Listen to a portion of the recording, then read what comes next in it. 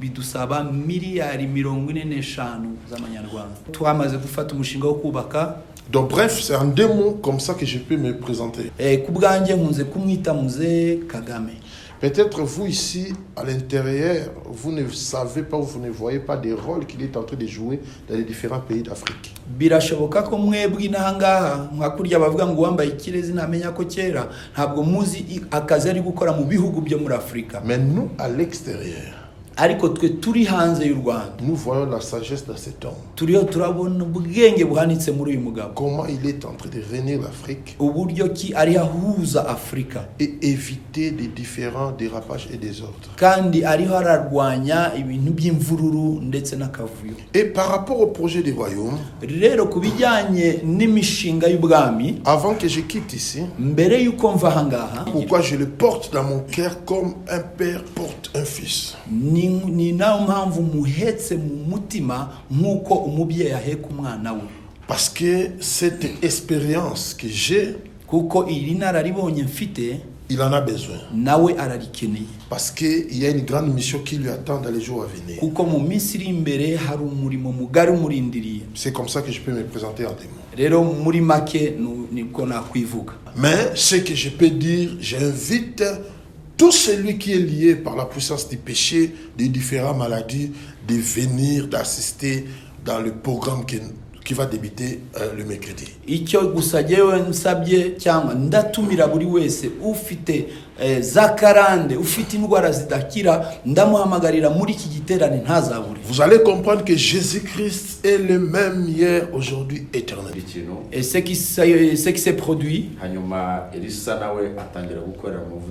et Élisée a commencé à travailler sous l'onction d'Élie. C'est vrai, nous sommes appelés par Dieu.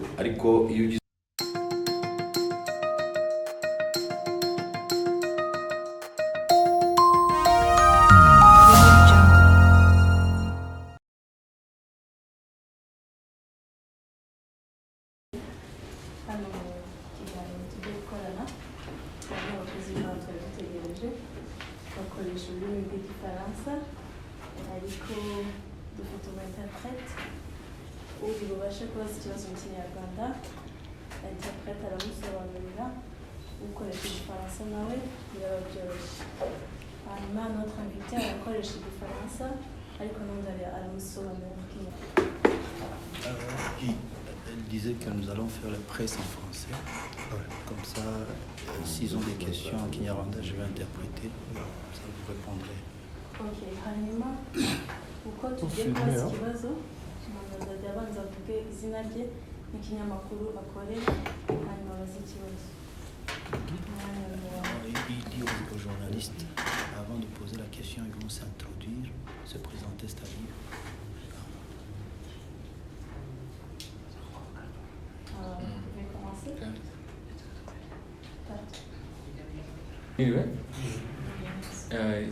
Et press conference yacu munsi le sac, tu peux mettre là, le sac. Bien. Il dit que notre presse conférence d'aujourd'hui, je le dis en français comme ça. Okay. La conférence de presse aujourd'hui est centrée sur la conférence que nous aurons à notre église Zarephath Holy Church. Ikiganiro tugiye gukora uyu munsi gishingiye ku giterane dufite muri Zarephath. Et cette conférence est sur le thème Guhirika Ubwami Satani. Nous avons invité le serviteur de Dieu, le prophète Neema Sikatenda, qui est ici présent, qui vient d'arriver, et il a été invité par notre bishop Harerimana Jean Bosco. Iki giterane cyacu gifite intego ivuga ngo détruire le royaume de Satan. Twatumiwe umukozi w'Imana watumiwe ni prophète Neema Sikatenda, yatumiwe na bishop wacu wa Zarephath mu Rwanda, bishop Harerimana Jean Bosco. Nous avons le privilège de vous avoir dans la salle et surtout de la voir ici dans notre nation, le Rwanda. Il est arrivé aujourd'hui et vous êtes là. Je crois que la conférence de presse peut commencer. Nous n'avons que 45 minutes sur ça. veuillez vous présenter et passer droit au but. Je vous remercie. turabashimira rero kuba muri ahangaha ndetse n'umukozi w'Imana yahageze. Rero ntabwo turi butinde, reka turase ku ntego ko dufite iminota 45 gusa. Imana ibahumugisha. Reka tumuhereze ikaze mu Rwanda, reka bari cyo wenda tubanza gukora. Soyez les bienvenus, prophète, ici au Rwanda. Amen. Je l'ai pas au nom de Joël. Je suis journaliste de Gospel Yobokamana TV online. Ikibazo cya mbere, Ma première question, akigera mu Rwanda ni ku nshuro ya kangahe ageze mu Rwanda, niba ari ubwa mbere yabonye gute? c'est votre 40e fois d'arriver au Rwanda. Et si c'est la première fois, comment vous l'avez trouvé? C'est pour la première fois. Ni ubwa mbere. Une fois, j'ai passé par le transit. Rimwe nahaciye gusa ngenda. J'ai quitté Mozambique, Afrique du Sud. J'ai transité ici et je suis allé au Gabon. Navuye muri Afrika y'Epfo, Mozambique, nca ahangaha ariko ngiye muri Gabon. Et c'est comme si je l'ai salué seulement de loin. Ni nkaho nashuje igihugu cy'u Rwanda kure. Mais aujourd'hui, mon grand plaisir parce que mes pieds ont foulé. Ariko uyu munsi ndanezerewe cyane ko ibirenge byanjye noneho byahakandagiye. Et je suis béni, impressionné par des montagnes surtout. Nanezerewe, nafashijwe cyane no kubona imisozi itatse igihugu cy'u Rwanda. La propreté Hari isuku qui m'a beaucoup touché. yankozeho cyane. Amen. Merci, murakoze. Nitwa Théogène nkorera Nkunda Gospel. Je m'appelle Théogène, je sers Nkunda Gospel. Twifuza ko umukozi w'Imana Prophet Nemas Katenda yaza kudusangiza ministeri ye uko imeze hariya muri kiriya gihugu, abarizo mese ashumbye amatorero angana gute, umurimo hariya umeze gute, yadusangiza kuri ministeri ye muri make. Nous demanderons au prophète Nemas Katenda de nous partager de l'expérience qu'il a et puis de ses églises dans son pays d'origine. Vous avez combien d'églises là-bas? Donc, on aimerait savoir de vos nouvelles de plus. Déjà, je vais me présenter. Je m'appelle Neema Jacques, le nom de famille de mon père, Sikatenda, le père biologique. Ndabanza kwivuga nitwa Neema Jacques ndetse Sikatenda ni izina ry'umuryango papa. Et c'est mon père, c'est lui qui a réussi l'appel à 74. Rero data niwe wakiriye umuhamagaro muri 74. Et il a travaillé fortement après, en 1983, c'est là où Jésus-Christ lui a apparu pour lui donner maintenant la mission de bâtir son œuvre, ça veut dire une œuvre apostolique. Rero yakoreye Imana cyane data muri icyo gihe muri 83 nibwo Yesu Kristo yahaye data umuhamagaro wo gukora umurimo w'intumwa.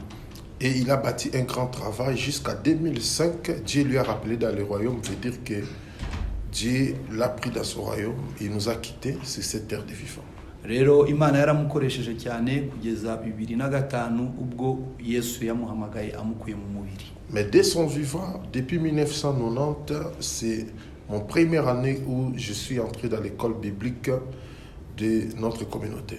Kuva rero mu 1990 nibwo nahamagawe njya no kwiga ishuri rya Bibiliya. J'étais trop jeune, j'ai commencé à prêcher l'évangile dans des hôpitaux, dans des marchés. Nari nkiri muto nibwo natangiye kuvuga ubutumwa mu bitaro ndetse no mu masoko. Et en 1998, j'ai eu mon première expérience de bâtir la première église dans notre communauté. Rero nyuma yaho muri 98 nibwo nagiriwe ubuntu bwo kubaka itorero rya mbere aho twasengeraga. Ça veut dire dans un autre coin de la capitale, j'ai commencé une station. C'était mon première expérience de commencer une station à zéro. aho rero navugaga ni mu kandi gace ko mu mujyi wacu niyo nagiriye ubuntu bwo gutangiza itorero mpereye hasi Imana yangiriye neza. Et à partir de 2000, j'ai été maintenant consacré comme pasteur adjoint de notre communauté partout dans le monde. Rero mu bihumbi bibiri nibwo nasengewe nk'umushumba wungirije w'amatorero yacu yose ku isi.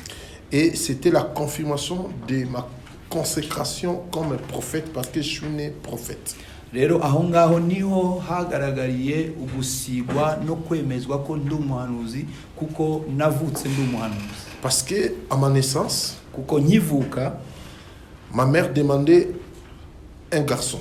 Mama yasabaga kubyara umwana w'umuhungu. Et dans la vision, il vit comme dans cette salle.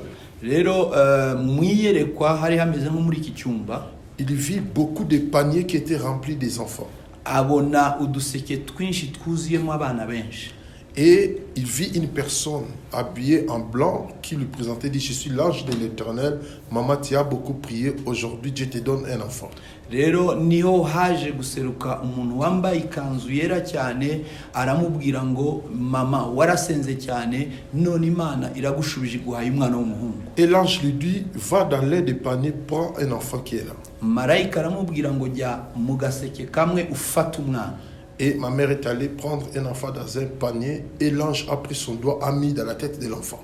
Rero yajya mu gaseke kamwe afata umwana, marayika afata urutoki rwe ashyira mu mutwe w'umwana. Il dit ça c'est un signe, cet enfant l'appellera du nom de Néhéma. Néhéma qui veut dire grâce, Néhéma c'est en Swahili. Aravuga ngo uyu mwana bazamwita ubuntu murabyumva. Et il va crier partout dans le monde pour l'évangile du Seigneur. Kandi azavugira Imana ubutumwa ku isi hose. Et les jours de ma naissance, ma mère avait déjà oublié ça. Les jours de ma naissance, lorsqu'on lui a remis l'enfant, elle a remarqué cette signe que vous voyez là, c'est comme un plat là.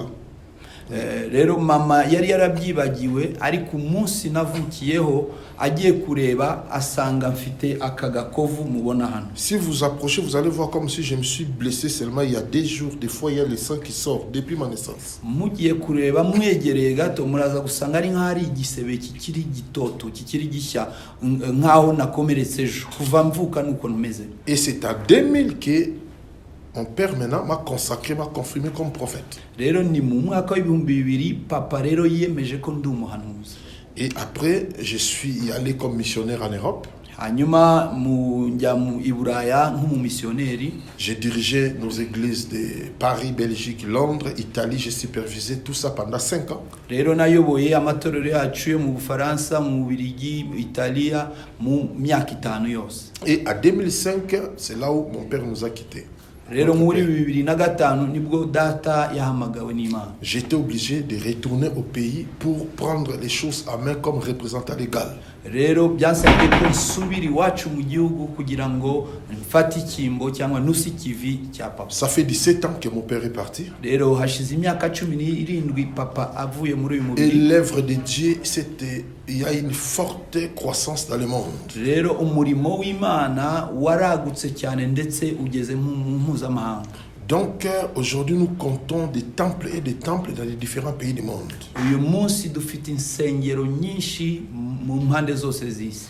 Donc 475 églises au Congo. Muri Congo honyine dufite amatorero 475. Et nous comptons construire un temple de 83 000 places au Congo, à Kinshasa. Kandi turifuza kubaka itorero ryicaza abakristu 85. Dans la ville, nous avons 150 églises. Mu mujyi wa Kinshasa dufite amatorero 150. En Mozambique, nous avons une église de 10 000 personnes. Muri Mozambique dufite itorero ry'abantu 10,000. Et nous comptons construire un temple de 15 000 personnes. Kandi turifuza kubaka itorero rizicaza abantu 15,000. En Angola, nous avons une église de 8 000 personnes. Muri Angola dufite itorero ryicaza abantu 8,000. Là, c'est au capital, ça comptait dans toutes les provinces, nous avons construit des grands temples. aho ni mu mujyi mukuru tutavuze mu nkengero hirya no hino. Et bientôt là, on a déjà lancé un plan qu'on avait présenté dans une grande hôtel comme celle-ci qui va contenir 20 000 personnes en Angola. Kandi vuba hashize aha twabashije gutangiza umurimo uzicaza abantu 20,000 muri Angola. Un budget qui coûte au moins 20 millions de dollars. Kandi uwo mushinga wonyine ni miliyoni 20 z'amanyarwanda. Et à Kinshasa, le budget nous coûte 45 millions de dollars. Kandi Kinshasa ho bidusaba miliyari 45 z'amanyarwanda. Alors au Gabon aussi, nous avons déjà lancé un plan de construction. No muri Gabon naho twamaze gufata umushinga wo kubaka. Donc bref, c'est en 2 mots comme ça que je peux me présenter. Rero muri make ndumva ari buryo na kwisobanuramo. Donc je suis en train d'agir avec une onction apostolique. Rero ndiyo ndakorera mu mavuta y'intumwa. À part être prophète dans les nations où Dieu me donne des messages pour les différentes nations du monde. Byishyize hejuru yo kujya kuvuga ubutumwa hirya no hino nk'umuhanuzi mu bihugu bitandukanye. Voilà pourquoi ma prière est que cette onction apostolique soit transmise dans la vie de l'homme de Dieu, parce que Dieu m'avait beaucoup parlé, parce que depuis au moins 2013, il était connecté dans mon ministère. Et les jours où Dieu a fait que nous nous racontons, et Dieu m'a commencé encore à me parler du jour au jour. C'est cette onction qui va rester dans sa vie. Rero ni nayo mpamvu turi ahangaha muri aya mavuta y'intumwa Imana yadusize kuva 2013 tumaze kumenyana n'umukozi w'Imana Bishop Jean Bosco. Imana yakomeze kudushyira ku mutima no kutuganiriza ko aya mavuta y'intumwa tugomba Voilà pourquoi je le porte dans mon cœur comme un père porte un fils. Ni nayo mpamvu muhetse mu mutima nk'uko umubyeyi aheka umwana we. Parce que cette expérience que j'ai, kuko iri nararibonye mfite, il en a besoin. Nawe ararikeneye. Parce qu'il y a une grande mission qui lui attend dans les jours à venir. Kuko mu minsi iri imbere hari umurimo mugari umurindiriye. C'est comme ça que je peux me présenter en des mots. Rero muri make niko nakwivuga.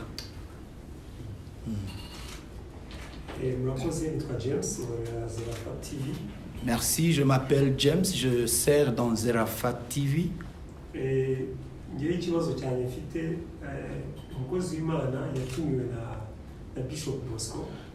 Moi, ma question est celle-ci. L'homme de Dieu prophète a été invité par notre Bishop Bosco. Bosco, Bosco Church. Ni urusengero abantu basangamo ibitangaza, gukira kw'abarwayi n'ibindi bitangaza bikomeye birimo ubuhanuzi, ababwira abantu ibintu bitandukanye batari bazi. Quand vous entendez parler du nom Bishop Jean Bosco au Rwanda ou Zerafat son église, vous sous-entendez le lieu où se passent des miracles, les guérisons miracles de partout ce que l'on a comme témoignage. None uyu munsi babwiye abanyarwanda benshi mu televiziyo, ku maradiyo, ku ma YouTube channels ko hari umukozi w'Imana urenze ubushobozi Bosco, Bishop Bosco basanzwe bemera cyane. Et il y a de cela quelques jours que dans les réseaux sociaux on a parlé beaucoup de l'homme de Dieu qui vient à Kigali, que l'on dit qu'il est supérieur au Bishop Bosco de Kigali. None icyo nagusaba kubwira abanyarwanda ubwo wahageze bategereza iki ku bitangaza bari basanzwe babona, ku buhanuzi burenze ibyo bari bazi, mwebwe n'akahe gaseke mwaba mwarapfunyikiye abanyarwanda Imana iramutse bashoboje. Maintenant sur ce homme de Dieu prophète, j'aimerais vous demander, comme on reconnaît que Zerafat c'est le lieu où se passent beaucoup de miracles et beaucoup de prophéties, maintenant qu'avez-vous apporté à la nation du Rwanda en qualité de prophète? La première chose, que mon père est né dans une évangile de puissance. Icyambere papa yavukiye mu ivugabutumwa ry'ibitangaza. L'évangile de T.L. Osborne. Yavukiye mu ivugabutumwa rya T.L. Osborne. Je ne sais pas si vous connaissez l'histoire de T.L. Sinzi nimba muzi amateka ya T.L. Osborne. Ça fait 3 ans que j'étais à Mombasa pour une croisade. Maze imyaka 3 nari Mombasa mu giterane. J'ai prié avant de commencer la croisade. Narasenze mbere yo gutangira igiterane. J'ai dit Seigneur, naravuze ngo mwami, l'évangile que mon père a prêché et que je prêche On l'a eu ici à Mombasa. ubutumwa data yabwirije ndetse nanjye nabwiriza hano i Mombasa barawubona. Parce qu'il y avait le père spirituel de mon père qui s'appelait Alexandre Aïdi Nabala. Rero hari data cyangwa hari sogokuru wo mu mwuka ari we data wa data mu Alexandre Aïdi Nabala. witwaga Alexandre Aïdi Quand il a Nabala. écouté cet Américain est arrivé à Mombasa, amaze kumva uwo munyamerika ageze i Mombasa, ils étaient 3 amis. bari inshuti eshatu. Un Ougandais, Hari umuganda umwe, un Kenyan hari umunyakenya, et lui Congolais. nawe yari umunyakongo. Alors ils étaient des boxeurs. Rero bakinaga ibipfunsi. Alors la mère de l'un de leurs amis était aveugle. Rero nyina w'umwe muri izo nshuti zabo yari impumyi. Ils ont pris la maman de l'un de leurs amis, ils l'ont amené là-bas. Si notre mère ne voit pas, on va tabasser ces blancs.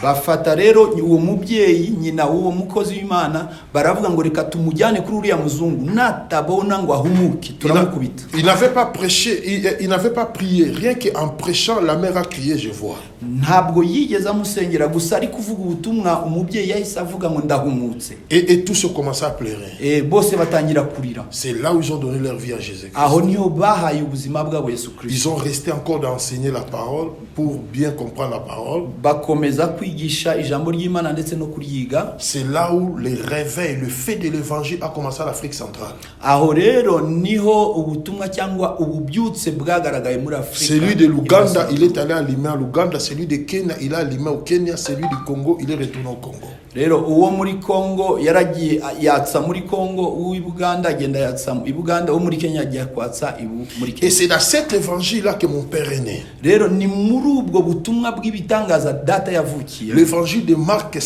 16-15. Ubutumwa buri muri Mariko 15:15. Allez dans toutes les créations. Aravuga ngo ni mugende mu mahanga hose. Prêchez. Mubwirize. Celui qui croira Nguzizera et qui wese sera baptisé kandi akabatizwa sera sauvé. ngo azakizwa. Celui qui ne croira pas utazizera sera condamné. azacirwaho iteka. Voici les miracles ngo reba ibimenyetso qui accompagneront n'ibitangaza ceux bizakurikira qui auront crié à mon nom. abazizera izina ryanjye. À mon nom, ils chasseront les démons. ngo mu izina ryanjye bazirukana À mon abadayimoni. nom, ils parleront de nouvelles mu langues. izina ryanjye bazavuga indimi nshya. À mon nom, ils saisiront les serpents. ngo mu izina ryanjye bazafata inzoka. À mon nom, s'ils boivent quelques breuvages mortels, ça leur fera point de mal. ngo mu izina ryanjye nibanywa n'ikintu cyica nta kibi kizabagira. À mon nom, ils imposeraient le main aux malades et les malades seront guéris. ngo mu izina ryanjye bazarambika ibiganza ku barwayi n'abarwayi bakire. C'est cet évangile-là qui nous a nés. Rero nubwo Qui nous a engendré, pardon. nubwo butumwa bwatubyaye. Donc pour moi, ku bwanjye rero voir ce que Jésus-Christ est en train de faire avec son serviteur, kubona ibyo Yesu Kristo ari gukoresha umukozi je fais wawe, que bénir Dieu. jyewe ndabishimira Imana Parce que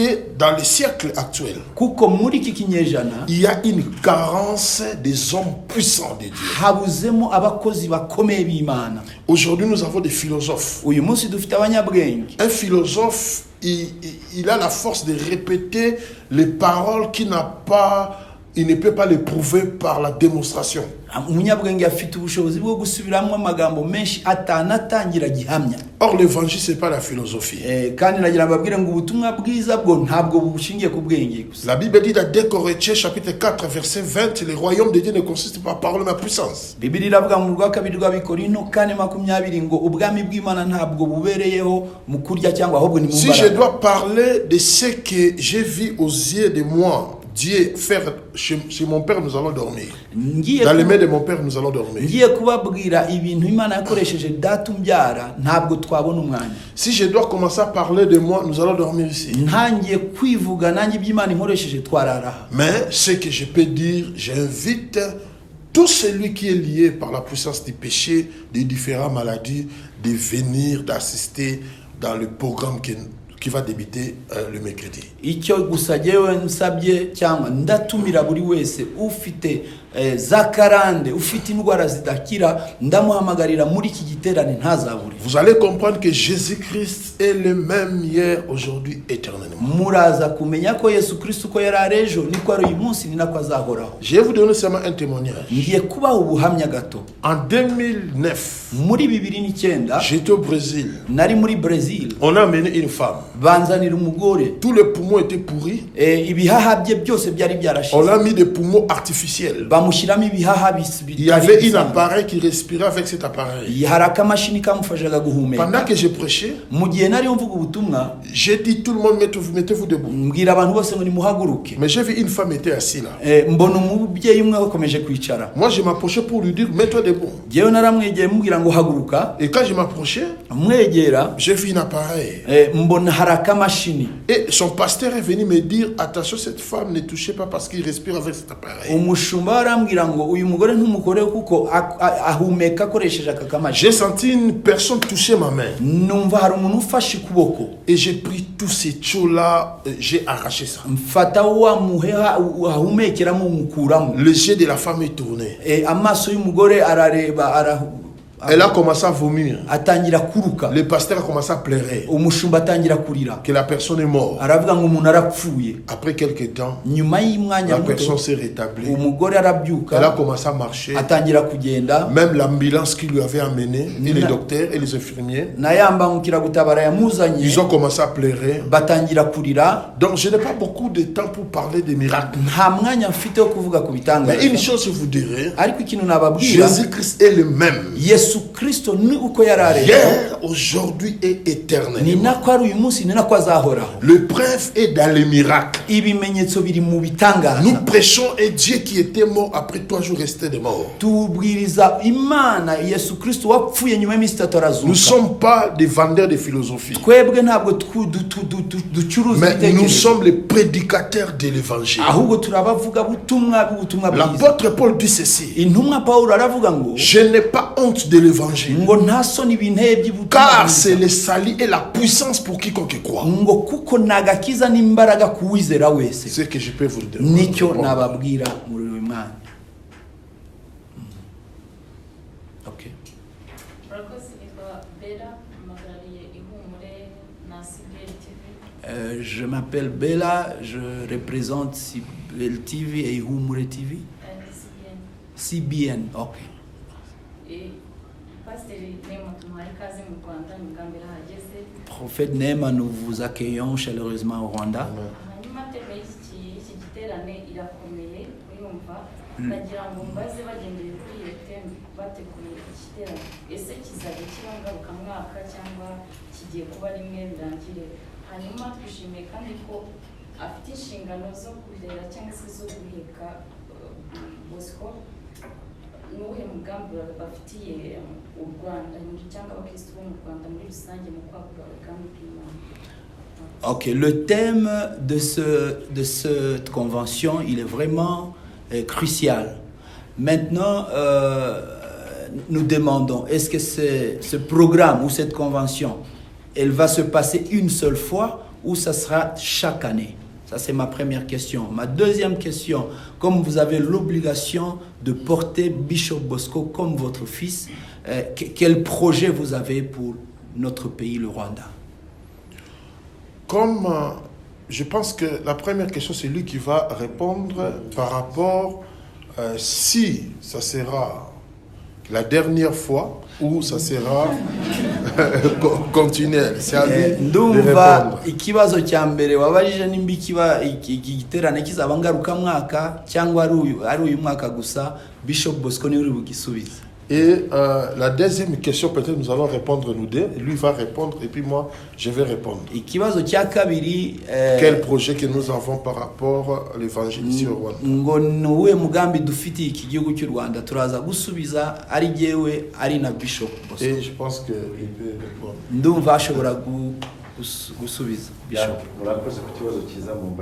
Merci pour la bonne question que vous posez.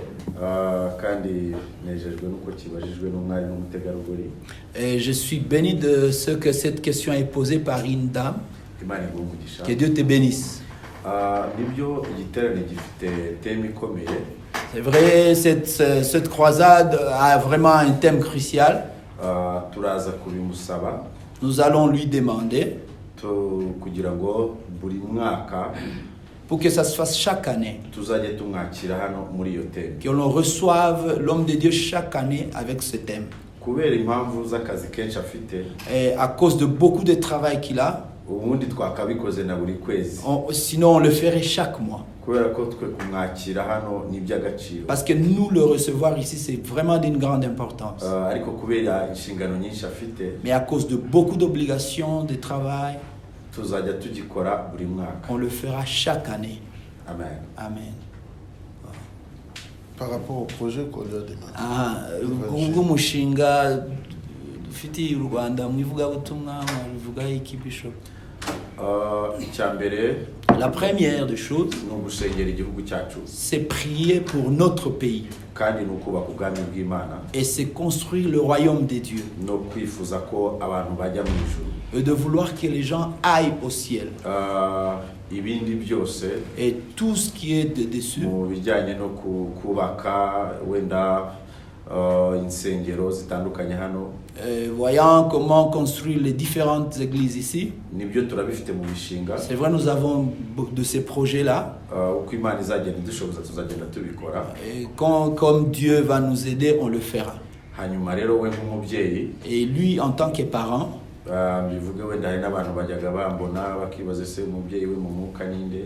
et je vais le dire en plein air, et les gens qui me voyaient qui se demandaient qui est mon parent spirituel, ngira ngo noneho mwabonye umubyeyi wanjye. maintenant vous le voyez, c'est le prophète Néma qui est mon père. mutamubona kenshi ni ukubera akazi kenshi agira. Si vous ne le voyez pas souvent, c'est parce qu'il a beaucoup de obligations. Hanyuma rero nk'umubyeyi Et en tant que parent, niwe uzagenda aduha ibitekerezo cyangwa se niwe uzi ikimana mubwiye kuza gukora hano uyu munsi n'ubwa mbere hageze.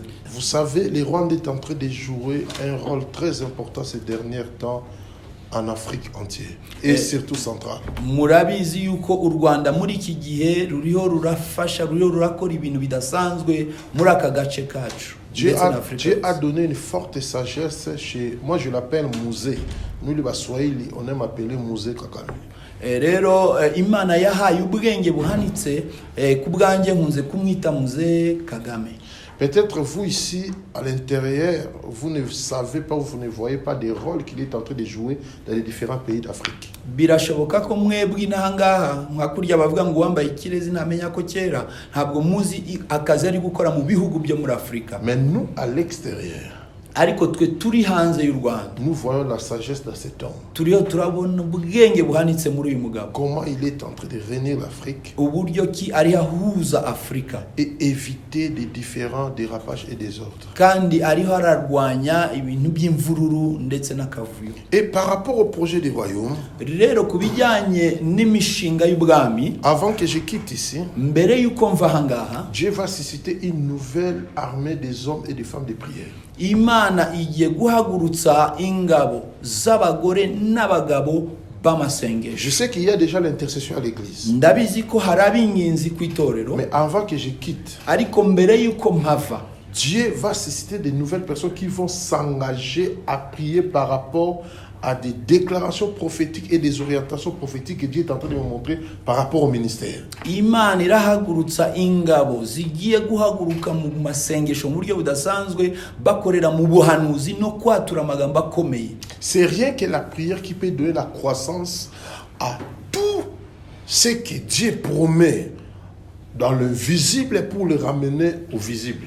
Bene data, nta kintu kindi cyabasha gukora nk'amasengesho. N'amasengesho yonyine afata ibitariho akabizana mu bigaragara. Quand Dieu dit, Imana ivuze, quand Dieu donne une promesse, Imana itanze isezerano, c'est comme une graine cachée dans le sol. ni nk'imbuto ihishe mu butaka. Mais si tu l'arroses pas, nutayisukira amazi, il y aura rien qui va se nta passer. kizagaragara. Ça peut faire comme s'il y a quelque chose qui veut sortir, après quelques temps, ça va disparaître. byagaragaza nk'aho ari ikintu kigiye guhaguruka ariko nyuma y'iminsi Mais si tu l'arroses avec de l'eau, ariko nugisukira amazi, alors les petites graines là vont devenir grands arbres. ako kabuto gato karagenda gakure kaba igiti kinini. C'est ça la prière Iryo ni ryo sengesho qui arrose toutes les promesses de Dieu. risukira amasezerano yose y'Imana. Dieu m'a beaucoup parlé concernant ce ministère. Imana yanganirije cyane kuri Des uyu choses qu'il murimo, va réaliser dans ce pays. ibintu Imana iri bukore muri iki gihugu, Mais Dieu a fait sa part. ariko Imana yamaze gukora uruhare Et ça rwayo. restera maintenant la part des hommes Noneho hasigaye uruhare rw'abantu de prier. gusenga pour arroser ses promesses. kugira ngo basukire ayo masezerano. Voilà pourquoi Niyo mpamvu Dieu va susciter des hommes et des femmes Imana iri buhagurutse abagabo n'abagore à travers moi. biciye muri yewe, Et je vais les affecter par l'onction de la prière. kandi ndaza kubasukamo amavuta y'amasengesho. Ils seront capables de prier 2 heures, 3 heures, 4 heures, pas non-stop. Bazagera ku rwego rwo gusenga amasaha 3 4 badacecetse, Parce que c'est une nouvelle armée puissante. kuko ni ingabo nshya z'imbaraga. Quand vous voulez atteindre un fort niveau spirituel, Mushaka kugera ku rwego ruhanitse rwo mu mwuka, il y a une seule souffrance. hari ukubabara kumwe, La prière et les jeûnes. umva ni ugusenga no kwiyiriza. C'est ça. Nibyo. Amen. Amen. Yego. Je m'appelle Gédéon. Je suis écrivain sur rwanda.com. Inyarwanda.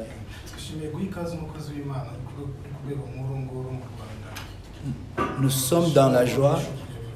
Nous sommes dans la joie de recevoir un homme de Dieu en qualité de votre onction ici au Rwanda.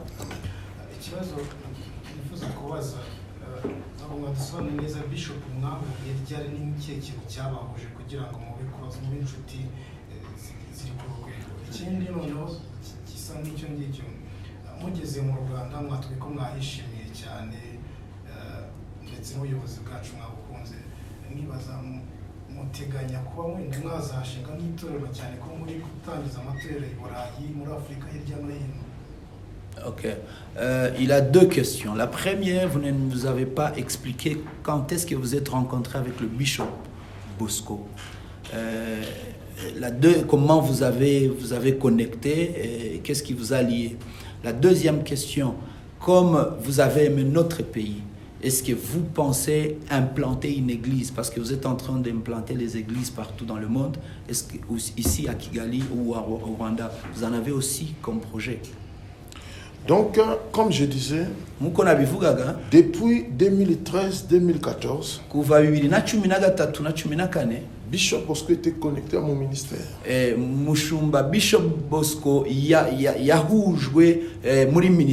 Je pense que cette question, il va répondre aussi. Il me suivait tous les grandes actions que je faisais dans le monde. Vous savez, la Bible dit ceci. Jacob, lorsqu'il était chez son beau-frère Laban,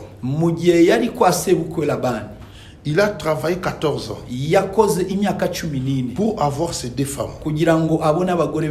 Il lui restait de travailler 7 ans de plus pour atteindre 21 ans. Et il dit à son beau-frère Laban, son beau-père Laban, il était aussi son oncle. Il dit, toi tu ne veux pas me quitter, tu ne veux pas me laisser. Quelle sera la garantie de ma vie? Et Jacob lui a dit, cette fois-ci je vais travailler sans salaire, mais à une seule condition. Toute brebis t'achetée va m'appartenir. Et tout le reste des brebis normales comme d'habitude, ça sera à toi. Or, il n'y avait pas beaucoup de brebis t'acheter. Pendant 14 ans, son oncle était riche avec des brebis normales.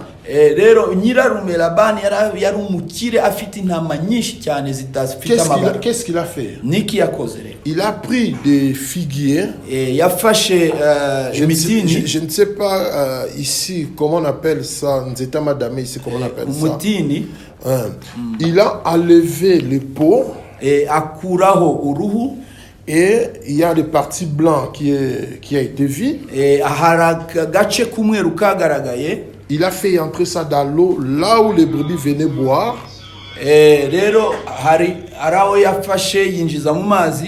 Et la Bible dit, lorsque les brebis venaient boire et ils voyaient à l'intérieur l'image du blanc là, qui étaient dans ces figuiers-là. mu gihe rero intama zazaga kunywesha amazi zabona ka kantu k'umweru mu mazi, Et comme il y avait la chaleur, ils s'accouplaient. rero mu gihe habaga kuko habaga babaga bageze mu burumbuke bakaryamana, Quand ils s'accouplaient, mu gihe zaryamanaga il y avait des brebis tachetées qui étaient plus. rero hagaragaye intama zifite amabara nyinshi. Les regards. Rero kureba ceux qui étaient là, kureba gusa icyari mu ça mazi les a affectés byabakozeho pour faire sortir la même chose. kugira ngo zibyare ikintu gisa nacyo. C'est comme ça l'onction. Rero nuko n'amavuta De bimeze loin, kure urebere il kure me regardait. yandeberaga kure Et cet regard rero kundebera kure kwe affectait sa vie spirituelle. byinjiraga ku mwuka we nawe. C'est plus important Rero ni ibyangombwa cyane que d'être présent avec moi du jour au jour.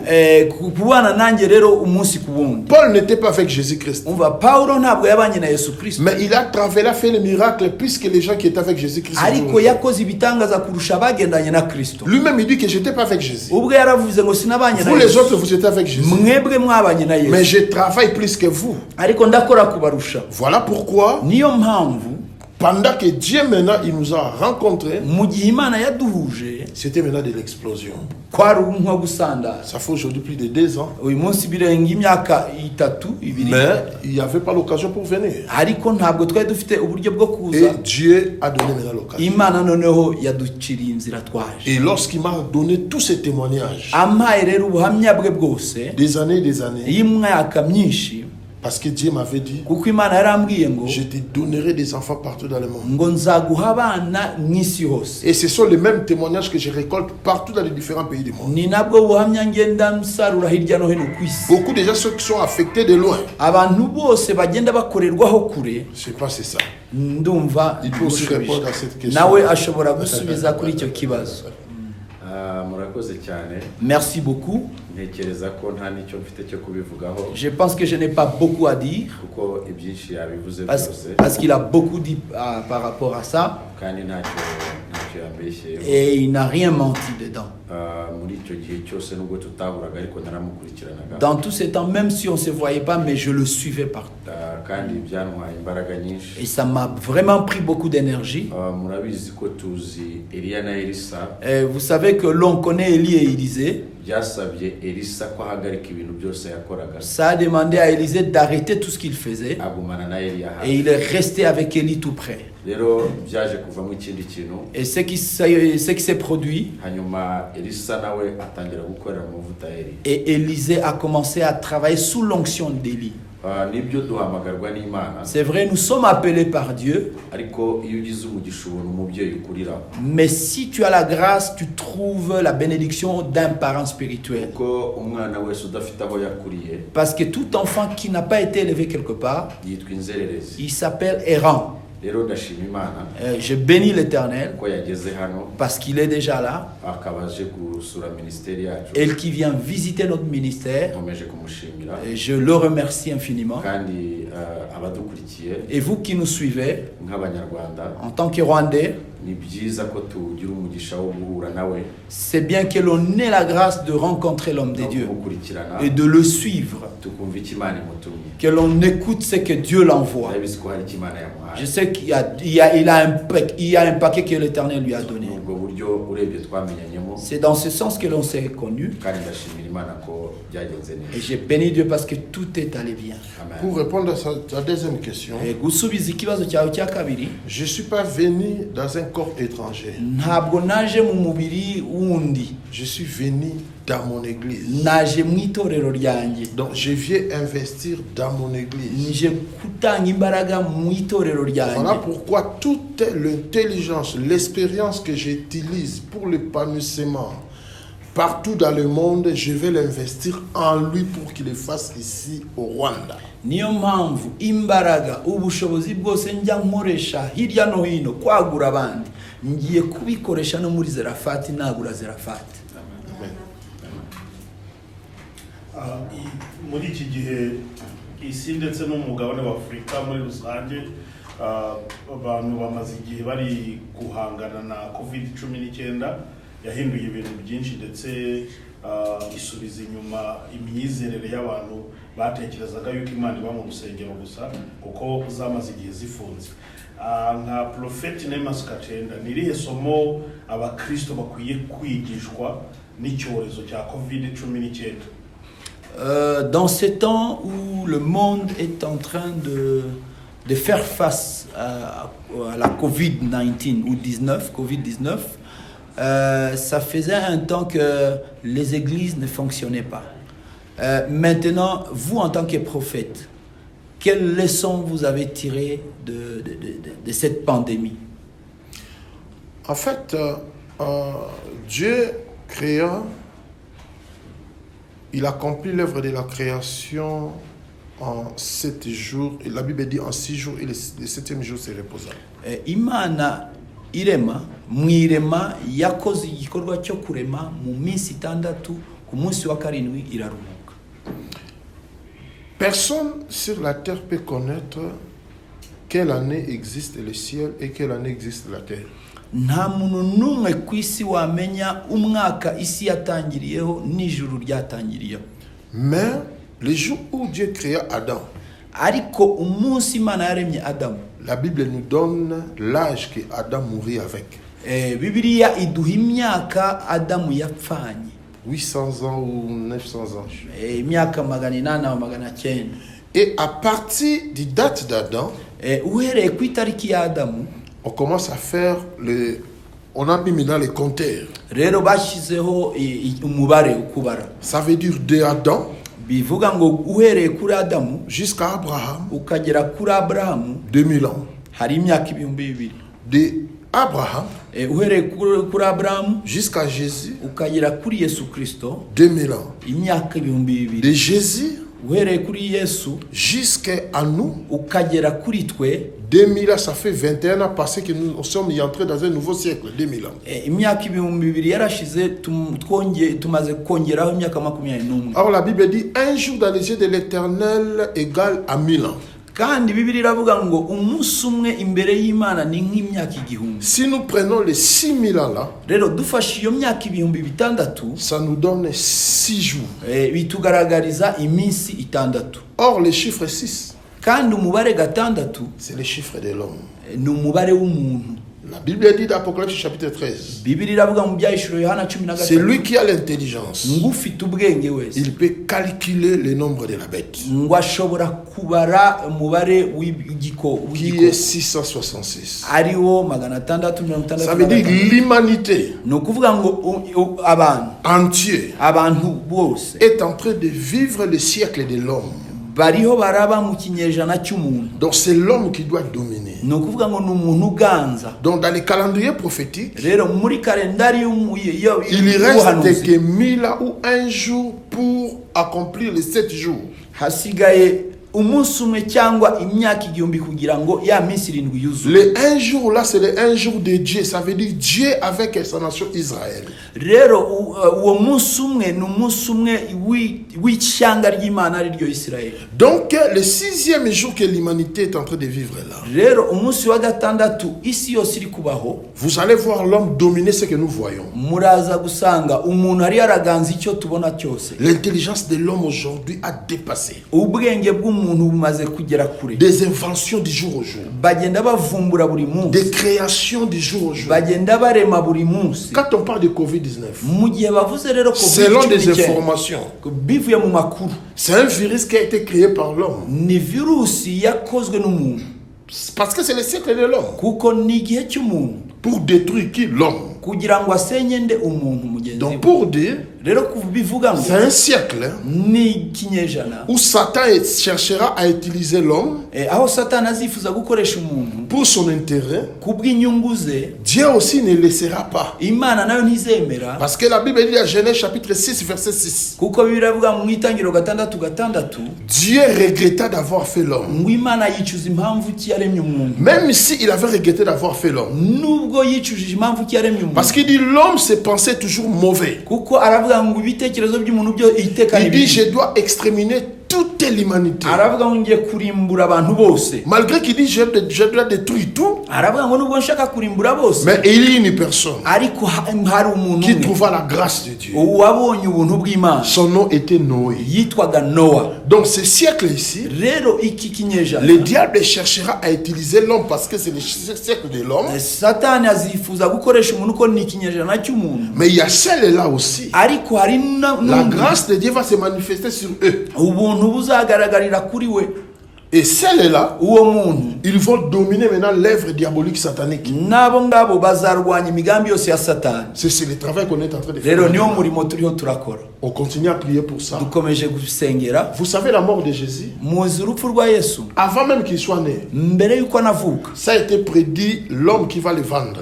byari byarahanuwe umuntu uzamugurisha. Les jours quand c'est accompli, Umunsi byasohoye, Jésus a dit, ça a été écrit que je vais mourir. Yesu yaravuze ngo byari byanditse ko nzapfa, Mais malheur par celui que ces choses passera. ariko agushije ishyano uwo bizacamo. C'est Covid que nous parlons aujourd'hui. Iyi Covid turi kuvuga uyu munsi Ça nous surprend, iri iradutungura, mais ça ne surprend pas Dieu. ariko ntitungura Imana, Parce qu'il est alpha et oméga. kuko Imana ni alpha na omega. Dans le timing prophétique, Mu bihe rero by'ubuhanuzi il connaissait que ça va arriver. Imana yari izi ko bizabaho. Mais le problème c'est quoi? Ikibazo ni iki rero, Malheur par celui que ce virus est passé pour détruire l'humanité. hagushije ishyano uwo iyi virusi yaciyemo kugira ngo yice abantu, Parce qu'on ne pouvait pas l'éviter. kuko ntabwo twari C'était dans kuyicika, le calendrier prophétique. byari muri kalendari Mais le y'ubuhanuzi, main par laquelle est passé, ariko ikiganza byaciyemo malheur à lui. uwo muntu agushije Voilà ishyano. pourquoi nous, en tant qu'enfants de Dieu, Niyo mpamvu twe nk'abana b'Imana, la Bible nous a prévu. Bibiliya yaraduteguye Ils buveront des breuvages mortels, ma salaire fera point de ngo mal. bazanywa ikintu cyica ariko ntacyo kizabatwara. C'est ce que nous voyons aujourd'hui. Nibyo turiho turabona uyu Les munsi, gens perdent des vaccins. abantu bari gutinya Oh, ça fait ingingo ceci, ça fait cela. ngo zirakora ibi n'ibi Mais la n'ibi. Bible nous a prévu. Ariko Bibiliya Vous allez yaraduteguye boire même des breuvages mortels. ngo muzanywa n'ibyica Ça vous fera pas de ngo mal. nta kibi kizabatwara. C'est ce que moi je peux dire. Nibyo jye Et navuga. nous continuons à prier. Dukomeje gusenga, Nous devons y accepter tugomba kubyemera de vivre avec ça. tukabana nacyo, Parce qu'il y a beaucoup. kuko hari Ils benshi croient que le monde va retourner comme ça était avant. bagira ngo isi izongera isubire imere nk'uko yari imeze mbere. Oubliez ça. Ibyo mubyibagirwe. Voilà pourquoi c'est le temps de connaître la parole. Niyo mpamvu nicyo gihe cyo kumenya ijambo. Celui qui connaît la parole, Umuntu uzi ijambo ça va pas lui inquiéter. ntacyo bizamutera mu bwoba. C'est ce que moi je peux te répondre. Nicyo gihe nagusubiza. ubwo covid yazaga mu minsi ya mbere mwasabye ubuyobozi bwa Kongo nk'uko twabibonye kuri social media yuko babemerera mugasengera covid mukayirukana muri Kongo.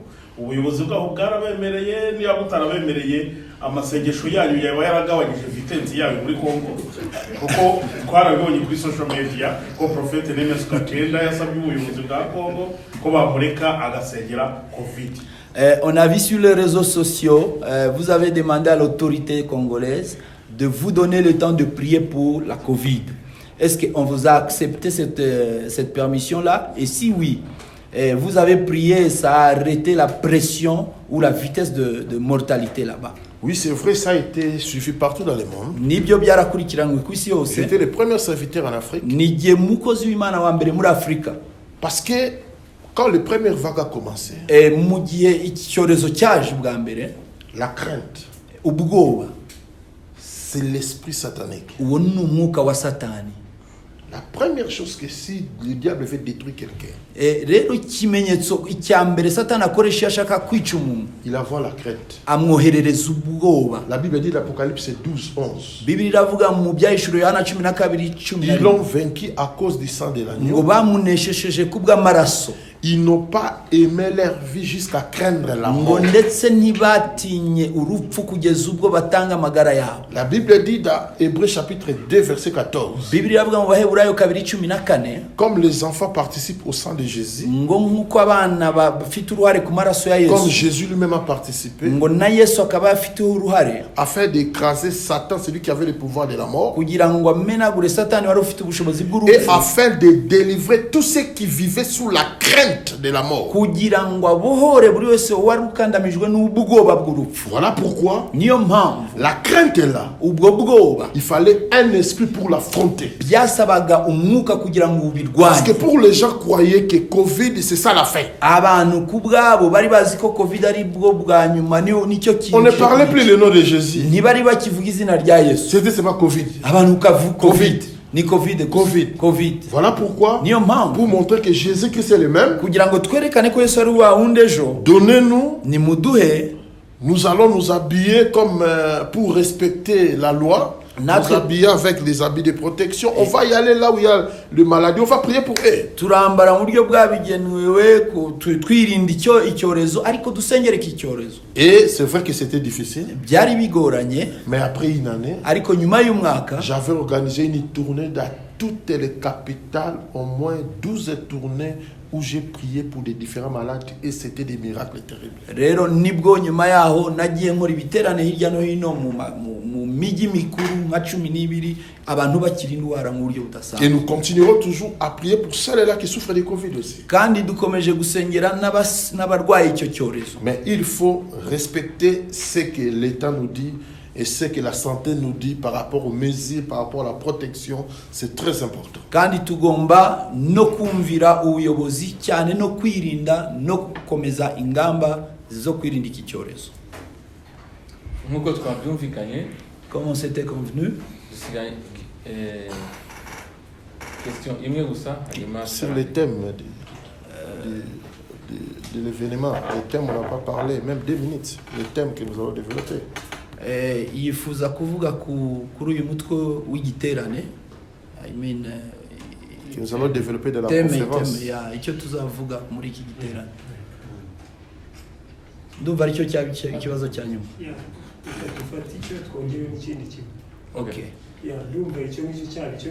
Vous allez parler sur le thème, comme vous le dites.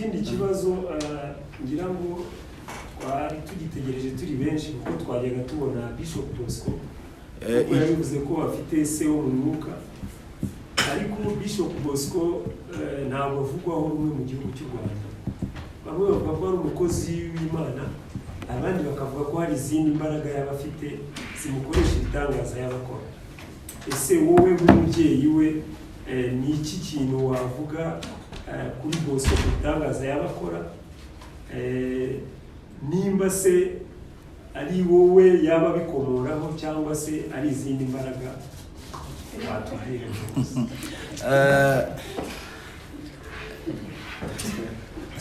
Que Dieu nous aide. Vous allez parler sur les thèmes comme convenu. La deuxième question, il dit, dans cette nation du Rwanda, il y a beaucoup de critiques sur l'homme de Dieu, le bishop, ici au Rwanda. Beaucoup de spéculations. Il y a ceux qui disent que la puissance qu'il utilise n'est pas des dieux. Il y a d'autres qui disent elle est des dieux. Et qu'en dites-vous en tant que son père spirituel?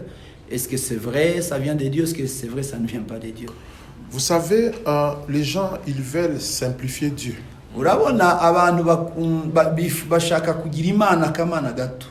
Imaginez quelqu'un comme Moïse. La Bible dit, Moïse, il a grandi avec la science égyptienne. En quelque sorte, dans d'autres termes, il a grandi avec la sorcellerie égyptienne. Ibaze Mose bivuga ko yakuranye ubwenge bwo muri Egiputa. Bisobanura ngo amarozi yose muri Egiputa yarayazi. Il connaissait qui est Pharaon. Yarazi Pharaon ninde. Mais il ne connaissait pas l'Éternel, le Dieu d'Abraham, Isaac, Jacob. Ariko ntiyarazi Uwiteka Imana y'Abrahamu, Yakobo na Isaka. Même lui-même, Pharaon, d'Exode 6, il pose Moïse la question, qui est l'Éternel pour que j'obéisse? Ndetse na Pharaon ubwe mu kuva gatandatu abaza Mose ngo Uwiteka ninde kugira ngo mwumvire. Est-ce que vous pouvez comprendre ce que Dieu a fait? Ese mushobora kumva iki Imana yakoze? Il dit à Moïse, prends ton bateau, jette-la. Imana yabwiye Mose ngo fata inkoni yawe uyiterere hasi. C'était une nouvelle école de la puissance. Iryo ryari rindi shuri ry'ibitangaza ryari ritangiye. Il connaissait les serpents de Pharaon. Yarazi inzoka za Pharaon. Parce que c'était les signes qu'ils portaient dans leur tête. Kuko ni ikimenyetso bari bafite mu gahanga. Mais il n'a jamais connu les serpents de Dieu. Ariko ntiyigeze amenya inzoka y'Imana. Le diable a son serpent. Satan afite inzoka ye. Dieu aussi a son serpent. Imana nayo ifite inzoka yayo. Voilà pourquoi. Niyo mpamvu. Même au désert. Ndetse no mu butayu. Lorsque les serpents ont piqué les gens. Mu gihe inzoka zariye abantu. Dieu a dit à Moïse, Imana yabwiye Mose élève un serpent d'airain. ngo zamura inzoka y'umuringa. Les serpents qui piquaient et rampaient. Inzoka zaryaga abantu zagendaga zikurura inda. Mais les serpents qui a guéri les gens qui étaient mordus étaient debout. Ariko inzoka yakijije abari barariwe n'izo nzoka yo Parce yari que ihagaze. avant que les serpents rampent, Mbere yuko inzoka igendesha inda hasi, les serpents étaient debout au jardin d'Éden. inzoka yari ihagaze mu ngobyi ya Edeni. C'est Dieu qui lui a créé. Ni Imana Mais yayiremye, quand il a péché, ariko amaze il gucumura a commencé à ramper. atangira kugendera Donc, gukurura inda hasi. Dieu aussi a son serpent. Imana nayo ifite inzoka yayo. Comment on peut expliquer ça? Ni buryo ki twasobanura Mais ibi? ça a avalé tous les serpents de Moïse, Ariko des pharaons. inzoka ya Mose yamize inzoka zose za Farao. Les gens veulent simplifier Dieu. Abantu bashaka kugira Imana ntoya. La plus grande des sorcelleries, Umva uburozi bwo mu rwego rwo hejuru. ça se cache dans la divinité de Dieu. Bwihishe mu bumana. C'est ce Dieu-là Niyo Mana que nous devons montrer à l'humanité. tugomba kugaragariza abantu. Le Dieu d'Abraham, Isaac, Jacob. Imana ya Abrahamu, Isaka na Yakobo. Gédéon a dit dans Juge 6, où sont les miracles que nos pères, ils nous ont rencontrés? Où sont les miracles là? Aujourd'hui, nous ne voyons pas ça. Gideon yaravuze mu bacamanza gatandatu ngo bya bitangaza basogokuruza batubwiraga birihe. Aujourd'hui, on est que les gens demandent où sont les miracles que Jésus a fait, les apôtres ont fait, mais quand ils voient les miracles, ils combattent les miracles. Uyu munsi abantu aho kugira ngo babaze ngo bya bitangaza Imana yakoreshaga intumwa n'abahanuzi biriye, uyu munsi iyo babonye igitangaza ahubwo barabirwanya. Donc pour dire, bivuga ngo un homme de surnaturel, umuntu uzanye ibidasanzwe, il doit être traité de tout. agomba kwitwa amazina yose. Des magiciens, bakamwita umupfumu, des sorciers. bakamwita umurozi. Pourquoi? Kubera iki? Parce que celle-là qui l'insulte, kuko abo bamutuka, il n'arrive pas à faire ce qu'il lui fait. ntibabasha gukora ibyo akora. Est en voie de disparition des vrais ouins, des vrais ouins, est en voie de disparition. Niyo mpamvu iki kinyejana turimo kiriho kirabura abasizwe nyakuri. Je ne vais pas encore prendre beaucoup de temps. Ntabwo ndi bufate igihe Voilà kirekire. pourquoi je vais parler sur les renversements des trônes des royaumes. Niyo mpamvu ngiye kuvuga mu guhirika ubwami bwa Satani.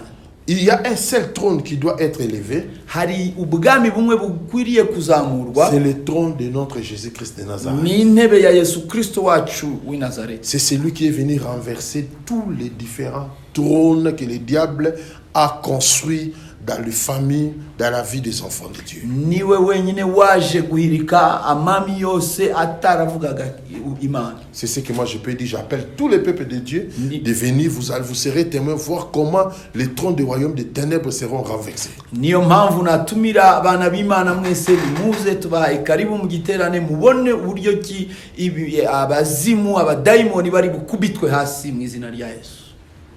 Amen.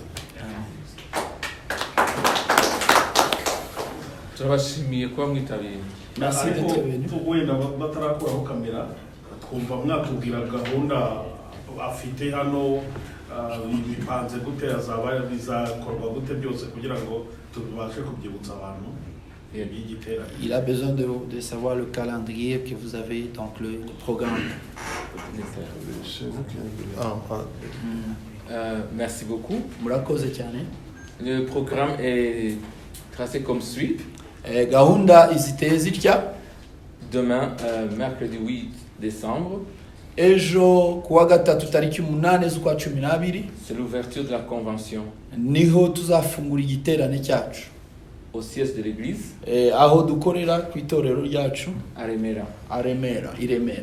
Demain, c'est à partir de 9h.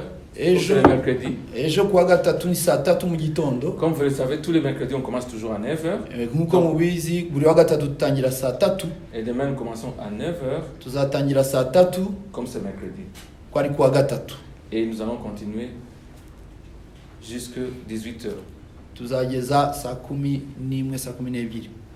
Et jeudi, kuwa kane, c'est la croisade proprement dite. Ni giterane nyirizina. C'est de 14h à 20h. Kizatangira saa 8 kugeza saa 2. Et vendredi, kuwa gatanu, le matin nous aurons la conférence avec les serviteurs de Dieu. mu gitondo tuzagira igiterane cy'abakozi b'Imana à partir de 9h. guhera saa tatu Et après-midi à 14h, guhera saa munane nous commençons la croisade des réveils. tuzatangira igiterane cy'ububyutse.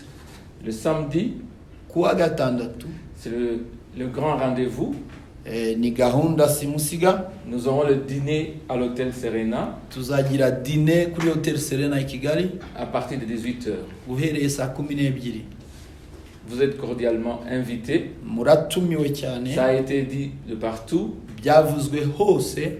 Nous vous invitons. turabatumiye. Il y aura le praise and worship. hazaba kuramya no guhimbaza. Il y a le serviteur de Dieu qui sera là, umukozi w'Imana azaba hari accompagné de son hôte, le Bishop Harerimana Bosco. ndetse aherekejwe n'uwamutumiye Bishop Harerimana. Nous aurons le temps de partager tuzabona umwanya wo gusangira et de parler avec eux. ndetse tuganire nabo. L'entrée, comme ça a été dit, nk'uko twayoboye kwinjira a été fixée à $100 ni amadolari 100 ou 100 000 francs rwandais. cyangwa ibihumbi 100 by'amanyarwanda. Ça, c'est une participation pour l'œuvre de Dieu. aho harimo kwitanga kubw'umurimo Ce w'Imana. n'est pas le prix du billet d'entrée, ntabwo ari igiciro mais cy'itike, plutôt la participation ariko ni ugushyigikira à l'œuvre de Dieu. umurimo w'Imana. Et le dimanche, ku cyumweru nous allons nous retrouver toujours à l'église à partir de 9h, tuzaboneka ku itorero saa 3 mu gitondo comme normalement tous les dimanches à 9h. nk'uko tubisanzwe tubikora buri cyumweru. Et après-midi, à partir de 14h, saa 8 nyuma ya saa 6 nous allons reprendre la conférence tuzasubira mu giterane et la clôturer. ndetse tunagisoza. Et c'est ça le programme comme ça. niyo gahunda.